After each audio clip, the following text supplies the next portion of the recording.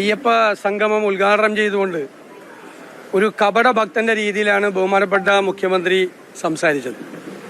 2026 തെരഞ്ഞെടുപ്പ്, അതിനു മുമ്പ് നടക്കുന്ന ലോക്കൽ ബോഡി തെരഞ്ഞെടുപ്പ് മുന്നിൽ കണ്ടുകൊണ്ട് പിണറായി വിജയന് ഒരിക്കലും യോജിക്കാത്ത ഒരു ഭക്തിയുടെ പരിവേഷം അണിഞ്ഞുകൊണ്ടാണ് അദ്ദേഹം സംസാരിച്ചത്.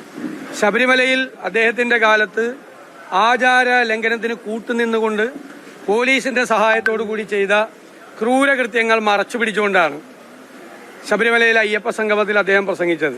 ഇപ്പൊ ഭക്തിയുടെ പരിവേഷമായി ശ്രീ പിണറായി വിജയൻ മാറിയിരിക്കുകയാണ്.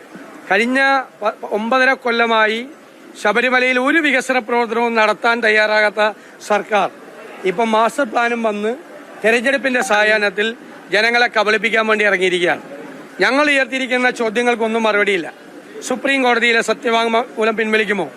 കേസുകൾ പിൻവലിക്കുമോ? എന്തിനാണ് ഈ തെരഞ്ഞെടുപ്പിന്റെ സായാഹ്നത്തിൽ മാസ്റ്റർ പ്ലാനുമായിട്ട് ഇറങ്ങിയിരിക്കുന്നത്? ഇപ്പൊ ഭക്തജനങ്ങളെ കബളിപ്പിക്കുന്നതിന് വേണ്ടിയിട്ടാണ്.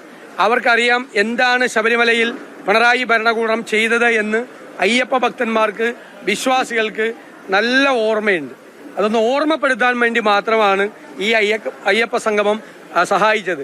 ഇത് തെരഞ്ഞെടുപ്പിനെ മുന്നിൽ കണ്ടുകൊണ്ട് മാത്രമുള്ള കപട അയ്യപ്പ ഭക്തിയാണ് എന്ന് ഇന്നും ഒന്നുകൂടി തെളിഞ്ഞിരിക്കുക.